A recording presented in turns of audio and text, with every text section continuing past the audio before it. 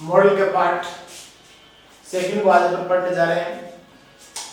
इससे पहले part first में आपने मॉडल का इंट्रोडक्शन देखा और जो कैन है उसका यूज सीखा कैसे किया जाता है। अब आज हम देखेंगे यूज ऑफ कुड। कुड का प्रयोग कैसे किया जाता है। अब देखिएगा कुड का प्रयोग कैसे करना है कैसे नहीं करना है, ये सब बातें इसी क्लास के अंतर्गत अपन देखेंगे। बात कर लेते हैं सबसे पहले कुड के पीछे की। कुड शब्द आया कहां से? कुड शब्द है वो आया कहां से? देखो आपने केन का नाम सुन ही लिया। ये जो केन नाम की मॉडल वर्ब है इसका जो पास्ट फॉर्म है वो पास्ट फॉर्म ही कुड है। इट मीन्स ये प्रेजेंट टाइम को शो करता है तो ये वो पास्ट टाइम को शो करता है। अब रही बात, अपने पिछली क्लास में भी ये बात कर ली थी कि बड़ा ये जितने भी जो मॉडल्स है ये मीनिंगलेस वर्ड है, इनका कोई भी वैसे अर्थ नहीं होता है।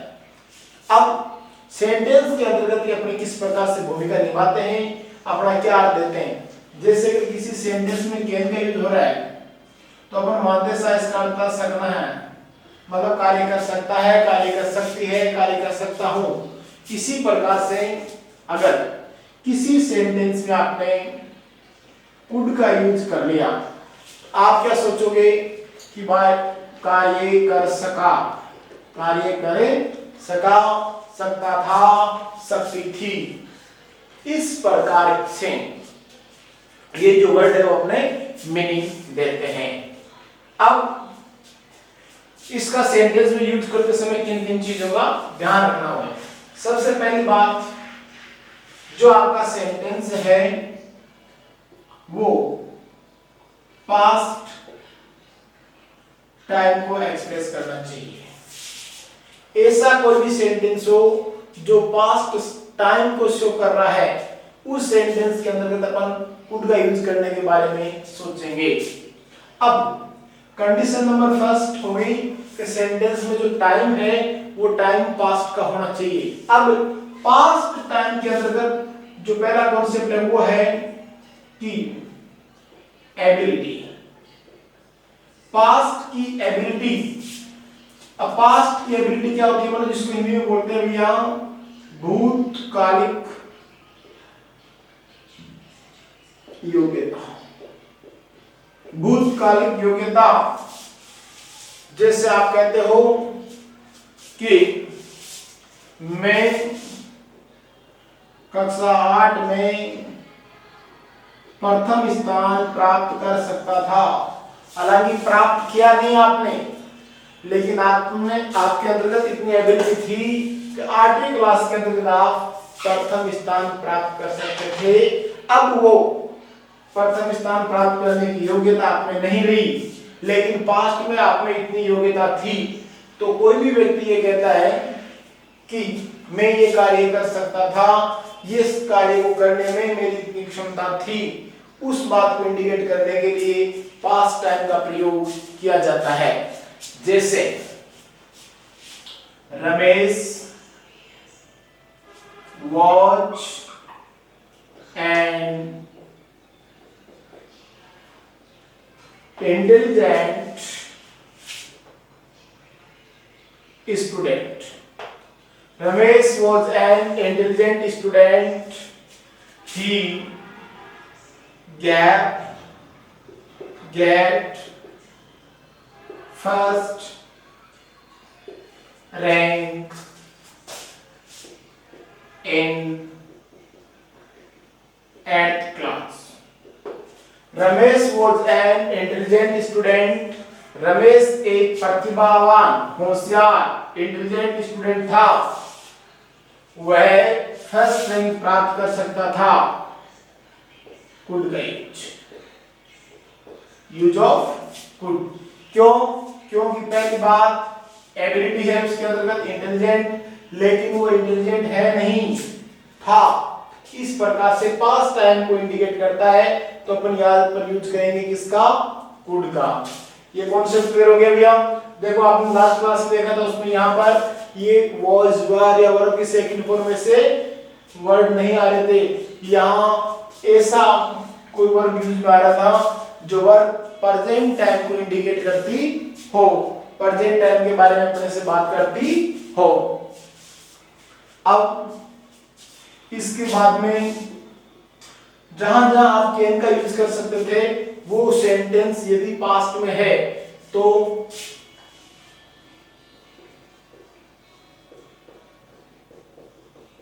पास्ट की possibility,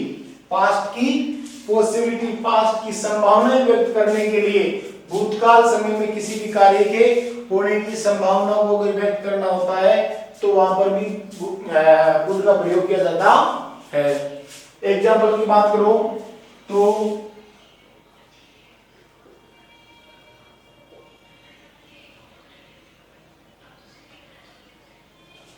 there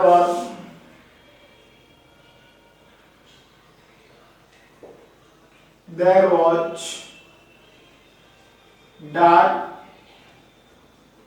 clouds in the sky. There was dark clouds in the sky. It gave rain yesterday. There was dark clouds in the sky. आकाश में घने बादल थे, आकाश में घने बादल थे, कल बरसात हो सकती थी, कल बरसात हो सकती थी। मतलब लास्ट डे, आज की बात नहीं कर रहे अपन, यस्टरडे की बात कर रहे हैं, बीते हुए कल की बात कर रहे हैं। तो बीते हुए कल के अंतर्गत भारी घने काले घनघोर, जैसे आज आप देख रहे हो इस प्रकार के काले काले बादल थे, तो वर्षात हो सकती थी।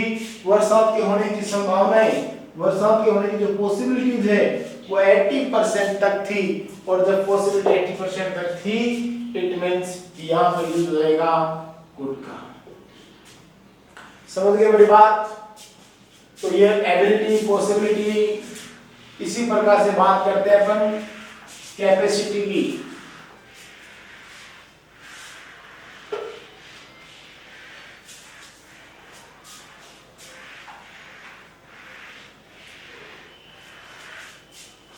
अगर कोई व्यक्ति अपनी भूतकाल की कैपेसिटी को शो करता है, जैसे सौरव गांगुली कहता है कि मैं प्राचीन समय में बहुत तेज छक्के मार सकता था, मतलब जब पहले खेला करता था तो बहुत ही खतरनाक छक्के मारने जितनी इसमें क्षमता थी, अब नहीं रही, तो इसका मतलब अपन कैन का प्रयोग नहीं करेंगे। अगर एक क्षमता प्रेजेंट टाइम में होती, प्रेजेंट टाइम में रहती, तो अपन कैन का प्रयोग कर सकते थे, लेकिन ये नहीं रही, तो अपन प्रयोग करेंगे कुड का। जैसे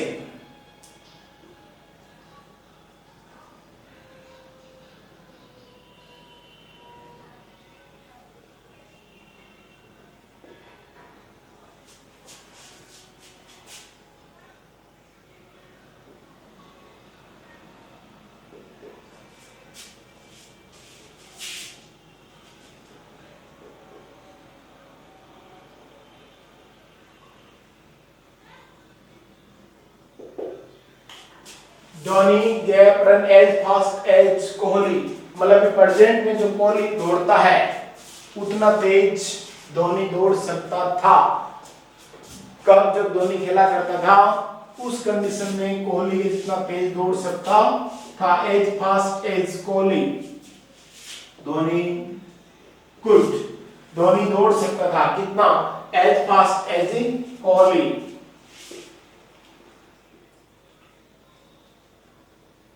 Virendra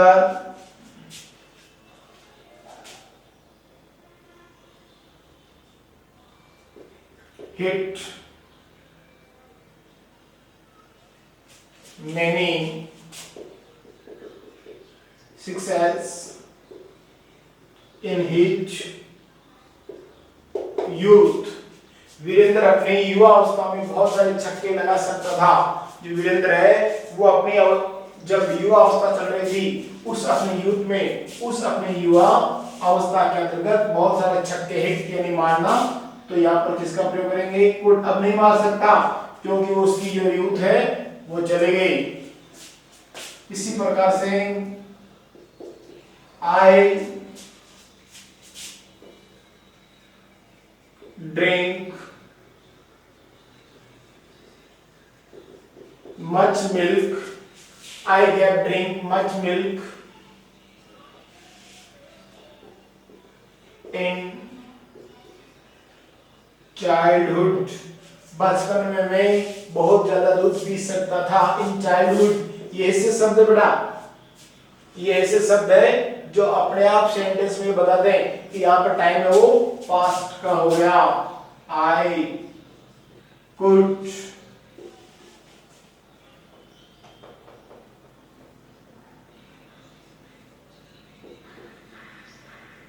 Modi gave run 10 kilometers, continue when he was a child. Modi 10 kilometre लगातार दौड़ सकता था। कब? when he was a child। ये देखो ये सब ये पास्ट की बातें बताने के लिए आए हुए हैं यहाँ पर। ये इन चीजों को पकड़ना सेंटेंस के अंतर्गत, आपको सेंटेंस में कुछ वर्ड पकड़ना सीखना होगा। कैसे, कौन से वर्ड है जो अपनी बात को सही अंजाम तक पहुंचा सकते हैं। एज फास्ट एज मतलब उतना तेज जितना कोहली मतलब ये कार्य करता है उससे जितना वो कर सकता था। इन यूथ युवा अवस्था के अंतर्गत, इन चाइल्डहुड अपने बचपन में, और वॉच ये सब कार्य करने की संभावनाएं, इनकी क्षमताएं हैं। तो इस प्रकार से मैंने 5-7 सेंटेंस देख लिए जिनसे आप समझ सकते हो कि किस प्रकार से जहां जहां कैन का प्रयोग होना चाहिए वहां कुड का प्रयोग होता है, क्योंकि कैन प्रेजेंट की बात करता है और कैन प्रेजेंट की बात करता है और ये पास्ट की बातें करता है। इस प्रकार से जो आपने जो कुड के प्रयोग देखे वो प्रयोग आपको सही ढंग से याद रखने पड़ेंगे। अब इन प्रयोगों के अलावा भी कुछ सेंटेंस ऐसे भी है जिनके अंतर्गत टाइम का ज्यादा इश्यू नहीं होगा, टाइम का ज्यादा ध्यान नहीं रखना पड़ेगा, लेकिन सेंटेंस के अंतर्गत कुड का यूज किया जाएगा। अब देखो कौन कौन सी ऐसी कंडीशन है जिसके अंतर्गत आप कुड का यूज करोगे।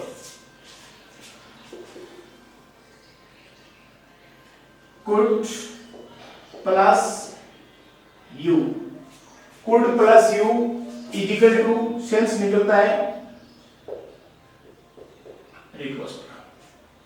ये ध्यान रखना है, अगर कुड और कुड के साथ अगर आप यू लिखते हो तो वहां पर रिक्वेस्ट होती है, आपसे कोई ना कोई व्यक्ति प्रार्थना करता है। अब ये रिक्वेस्ट भी, इसको अगर आप पोलाइट रिक्वेस्ट बोलो तो भी उचित रह जाएगा, बोल तो चाहिए। अब रही बात आगे जब अपन मॉडल पढ़ेंगे तो उनके अंतर्गत कुछ बातें ऐसी भी होंगी जिनके अंतर्गत अपन ऐसा भी पढ़ेंगे। ये कॉन्सेप्ट यही क्लियर करो थी, would plus you is equal to polite request. ये बात मैं जब वुड का यूज पढ़ाऊंगा उस टाइम ये चीज लिखूंगा, अभी ये लिखी तो फिर आपके मन में डाउट आता है कि यार ये बात 2 दिन पहले आ गई, ये बात वापस 2-4 बाद में, तो कुड और यू में वुड में फर्क क्या रहा। देखिए फर्क है, तभी तो यहाँ पर कुछ अपने को लिखा है और समझने की कोशिश कर रहे हैं। हालांकि दोनों का ही यूज है वो पोलाइट रिक्वेस्ट को इंडिकेट करता है, लेकिन कब कुड का यूज होता है फिजिकल वर्क के लिए रिक्वेस्ट होती है, और ये वुड का प्रयोग होता है mental work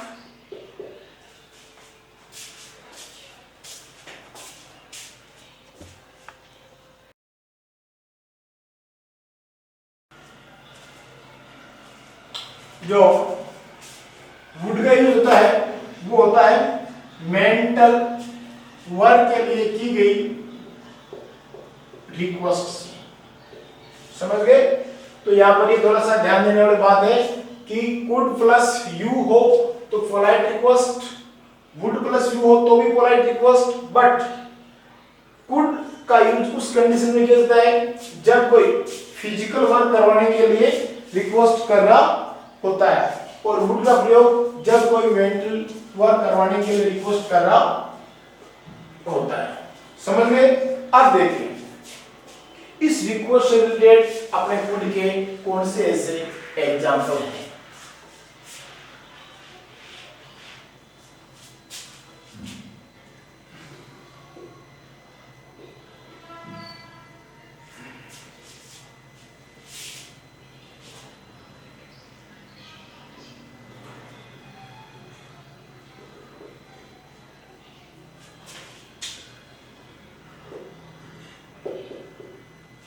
If you pluck a flower for me, क्या तुम मेरे लिए एक फूल तोड़ोगे? क्या तुम मेरे लिए एक फूल तोड़ोगे? तो मेरे लिए कार्य करोगे मतलब यहाँ पर उसको फिजिकली उठ के जाके फूल को तोड़ के उसको लाके देना होगा। यहाँ पर रिक्वेस्ट कर रहा भी, रिक्वेस्ट करने से भी कार्य हो रहा है, तो इस कंडीशन के अंतर्गत कुड का प्रयोग किया जाता है। Gave you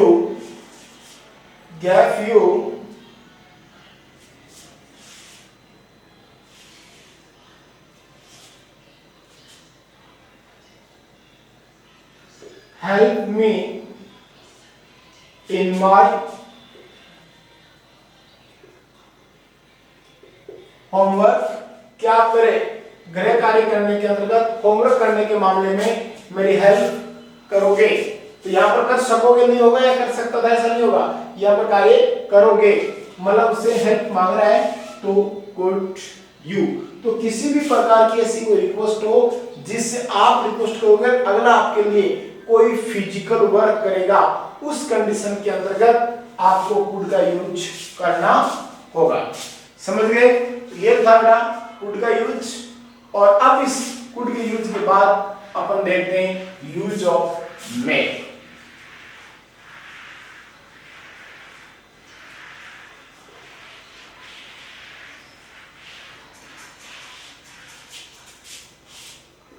use of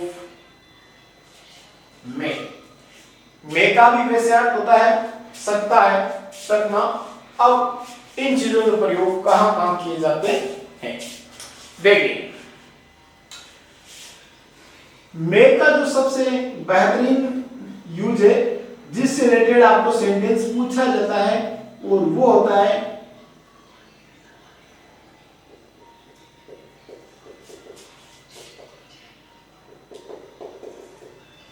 doubtful possibility.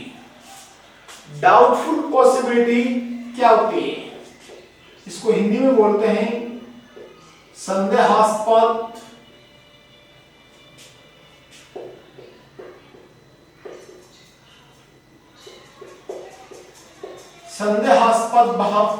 संभावना। मतलब इस प्रकार की संभावना जिसके अंतर्गत कोई डाउट बना रहता है। मतलब आप यूं कह सकते हो, इतने अगर झंझट में नहीं पड़ो तो डायरेक्ट किसी भी कार्य के होने की 50% तक की जो संभावनाएं हैं, किसी भी कार्य के होने की 50% की जो संभावनाएं हैं, उस 50% की संभावनाओं को व्यक्त करने के लिए मे का यूज किया जाता है। अब कैसे? जैसे सेंटेंस आ गया, it gap rain today. It gap rain today, आज बरसात हो सकती है। किसी भी प्रकार का कोई भी इसमें फैक्ट नहीं दे रखा है, मतलब तथ्य नहीं दे रखा है, मतलब बरसात होगी तो क्यों होगी, क्या कारण है, बादलों की कंडीशन किस प्रकार की है, मौसम किस प्रकार का है, ऐसा कोई भी फैक्ट नहीं दे रखा है। फैक्ट नहीं दे रखा है तो कार्य के होने की संभावनाएं हमेशा 50% तक बनी रहती है। इट मे रेन टुडे, तो बरसात क्या है, जब इसकी मर्जी हो तब आ सकती है। 50-50% तक चांस कार्य के होने और नहीं होने के रहते हैं। इसी प्रकार से राज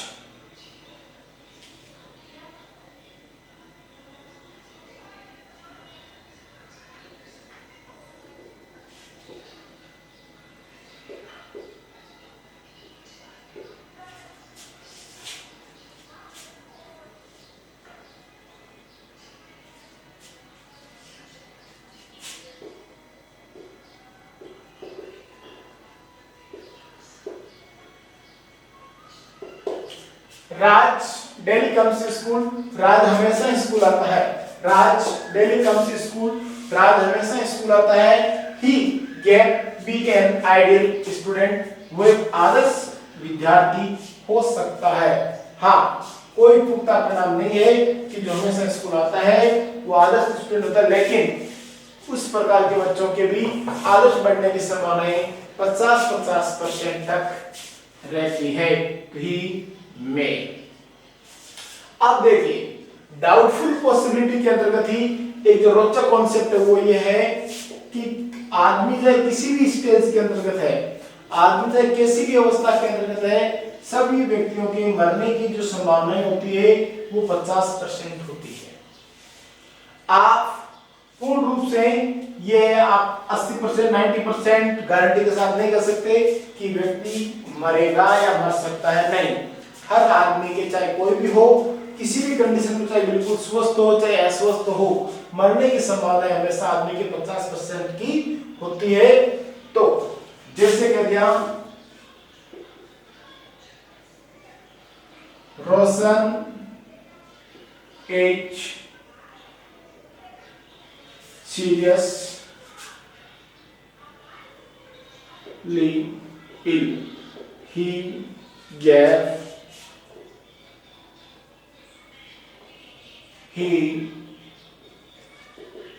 at any time. तो रोशन is seriously ill. He gave Khalistan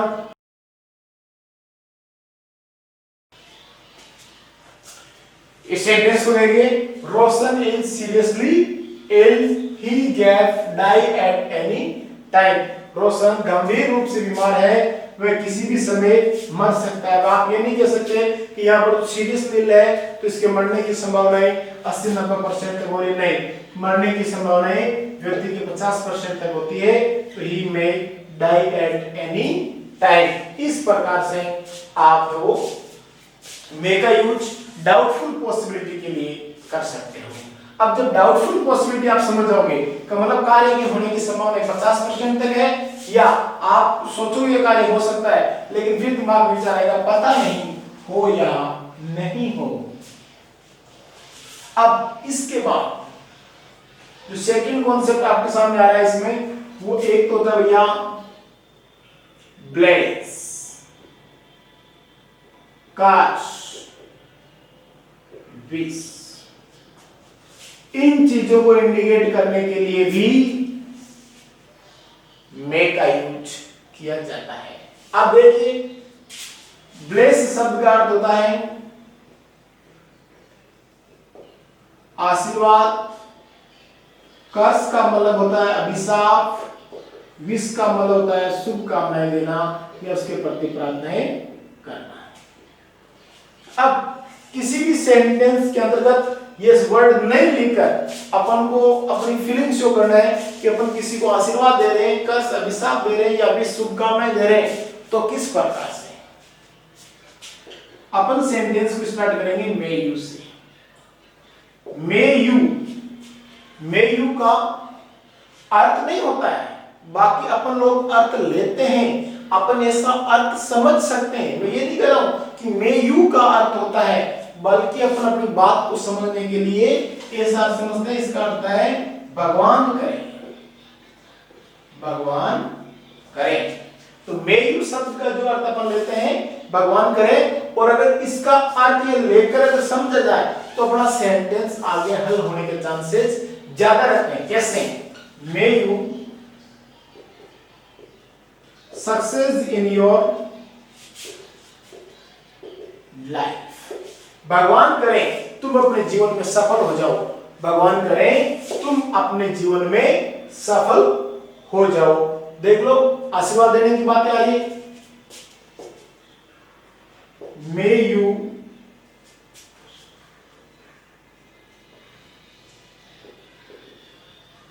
die just now, may you die just now, भगवान करे तुम अभी मर जाओ, ये भगवान करे तुम अभी मर जाओ, मे यू भगवान करे, मे यू लिव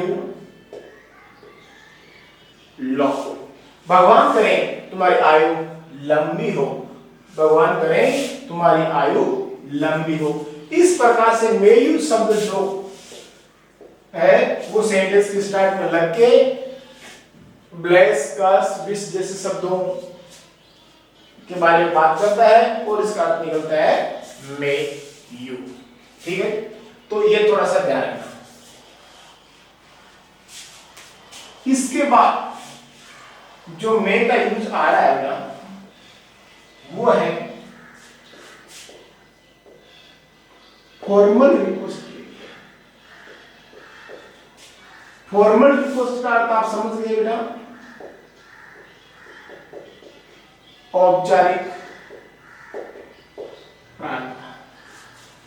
एकमात्र आप फॉर्मेलिटी पूरी करने के लिए किसी से रिक्वेस्ट करते हो, किसी से परमिशन लेते हो, उस कंडीशन को शो करने के लिए तो फॉर्मल रिक्वेस्ट कह दो, चाहे फॉर्मल परमिशन कह दो।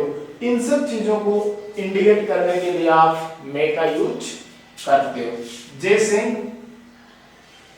मे आई कम सर, क्या मैं आ सकता हूं श्रीमान जी? मे आई यूज योर पेन, क्या मैं आपका पेन काम में ले सकता हूं? मे आई सिट हियर, क्या मैं यहां बैठ सकता हूं? ये सब चीजें क्या कर रही है? फॉर्मल रिक्वेस्ट या फॉर्मल जो परमिशन है उसको शो कर रही है। उन सब का बातें बताने के लिए मे का प्रयोग है वो किया जाता है। मे का प्रयोग फॉर्मल रिक्वेस्ट, फॉर्मल परमिशन, मतलब इनमें कोई भी कार्य है कि जैसे कोई आप क्लास के अंदर जब आते हो तो मैं आई कम सर, मैं आ सकता हूं श्रीमान जी, इतना बोल के आप आ जाते हो। ये क्या आंसर देंगे सर, क्या रिप्लाई देंगे, उसका आप वेट नहीं करते हो, वेट किए बिना ही अंदर आ जाते हो। मैं आई यूज योर पेन, आपका दोस्त बैठा है, उसका पेन उठाया आपने और काम में लगे और फिर बोल दिया मैं यूज योर पेन, मैं तेरा पेन काम में ले सकता हूं। पेन काम में लेने की अनुमति दे रहा है या नहीं दे रहा है, उसका वेट नहीं करोगे। मैं आई सिट हियर, जगह पड़ी है, बस आपने ये फॉर्मेलिटी करने के रूप में पूछ लिया क्या मैं यहाँ बैठ जाऊं, फिर आप तुरंत वहां बैठ जाते हो। इस प्रकार की बातों को बताने के लिए यहाँ पर मे का यूज कहता है। तो ये अपने सिंपलिफिकेशन से मे का यूज समझ लिया। अब इसके बाद नेक्स्ट क्लास के अंतर्गत अपन आगे जो मॉडल्स है जिसके अंतर्गत यूज आएगा माइट का, वो पढ़ेंगे। ठीक है, थैंक्स टाइम देने के लिए।